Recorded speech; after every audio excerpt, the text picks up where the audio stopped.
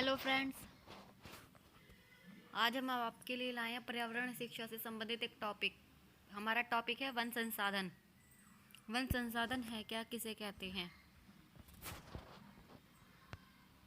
One मनुष्य मात्र के लिए उपयोगी तथा महत्वपूर्ण संसाधन है। मानव अपनी आदिम अवस्था से लेकर आज तक भी वनों पर निर्भर रहा है। प्राचीन काल में मनुष्य वनों से आखेट तथा भोजन एकत्र करता था। आखेट मतलब शिकार। आज के औद्योगिक युग में भी मनुष्य की वनों पर निर्भरता में वृद्धि ही हुई है। वन मनुष्य के जीवन को प्रत्यक्ष व परोक्ष रूप से प्रभावित करते हैं। वन से अनेक प्रकार की महत्वपूर्ण वस्तुएं प्राप्त होती हैं। वन जलवायु के नियंत्रणकर्ता भी कहे जाते हैं। वन के कारण ही जलवायु नियंत्रित होती है। इनसे मानव पर्यावरण में भी सुधार होता है। भूमि अपरदन तथा बाढ़ नियंत्रण में वनों की मुख्य भूमिका होती है।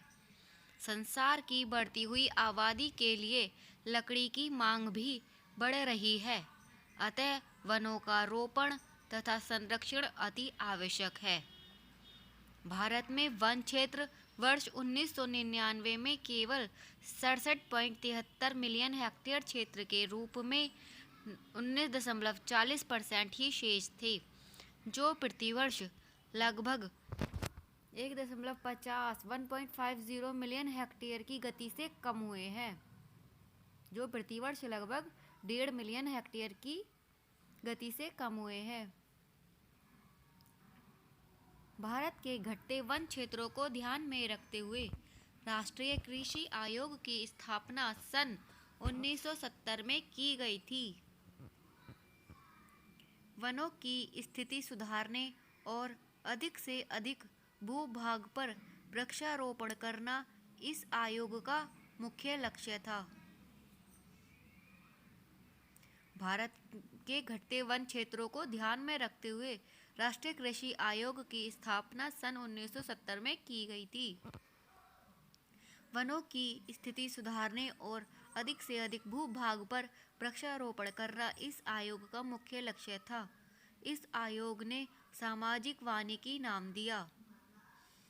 जनता की भागीदारी, सहयोग और साझेदारी के कारण इसे सामाजिक वानिकी कार्यक्रम भी कहा जाता है। अब है भारतीय वनों का वर्गीकरण। वनों को कितने भागों में बांटा गया है, कितने प्रकार के होते हैं हमारे वन? उष्णकटिबंधीय सदाबहार वन। नंबर 1 उष्णकटिबंधीय सदाबहार वन। इस प्रकार के वन उन भागों में पाए जाते हैं जहां वर्षा का वार्षिक औसत 200 सेंटीमीटर तथा औसत तापमान 24 डिग्री सेंटीग्रेड के लगभग रहता है। उत्तर में हिमालय की तराई, पूर्वी हिमालय के उपप्रदेश, दक्षिण में पश्चिमी घाट के ढालों पर, महाराष्ट्र से लेकर उत्तरी एवं दक्षिणी ढाल, नीलगिरी, कर्नाटक, केरल तथा अंडमान निकोबार द्वीप समूह तक इस प्रकार के वनों का विस्तार है। अत्यधिक वर्षा के कारण यह वन सदैव हरे भरे रहते हैं, परंतु वर्षा की कमी के कारण यह कभी कभी अहरित भी हो जाते हैं। इन वृक्षों की लंबाई 30 से 50 मीटर तक होती है। नंबर 2 उष्णकटिबंधीय पर्णपाती वन। यह वन अधिकतर उन भागों में उगते हैं जहां वर्षा का वार्षिक औसत 100 से 200 सेंटीमीटर के मध्य रहता है। इन्हें मानसूनी वन भी कहते हैं। ग्रीष्म ऋतु में यह अपनी पत्तियां गिरा देते हैं जिससे उनकी नमी नष्ट हो सके। यह वन भारत के 4 क्षेत्रों में मिलते हैं। हिमालय प्रदेश में पंजाब से लेकर असम हिमालय तक बाह्य एवं निचले ढालों पर। नंबर 2 पंजाब, हरियाणा, उत्तर प्रदेश, बिहार एवं पश्चिम बंगाल में। नंबर 3 दक्षिणी भारत में पश्चिमी घाट के पूर्व से लेकर मध्य प्रदेश, महाराष्ट्र, तमिलनाडु, कर्नाटक, केरल राज्य में। नंबर 4 दक्षिणी पूर्वी घाट के ढालों पर। अब है हमारा नंबर 3 उष्णकटिबंधीय शुष्क वन। इस प्रकार के वन उन भागों में उगते हैं जिन भागों में वर्षा का औसत 50 से 100 सेंटीमीटर तक रहता है। जल के अभाव के कारण यह वन वृक्ष न तो अधिक ऊंचे हो पाते हैं और न ही हरे भरे रहते हैं। इन वृक्षों की लंबाई केवल 6 से 9 मीटर तक होती है। इन वृक्षों की जड़ें लंबी एवं मोटी होती हैं। इन वनों में अधिकतर नागफनी, खेजड़ी, बबूल, कीकर, खैर, रीठा, कुमता, खजूर आदि मुख्य वृक्ष हैं। नंबर 4, मरुस्थलीय एवं अर्ध मरुस्थलीय वन।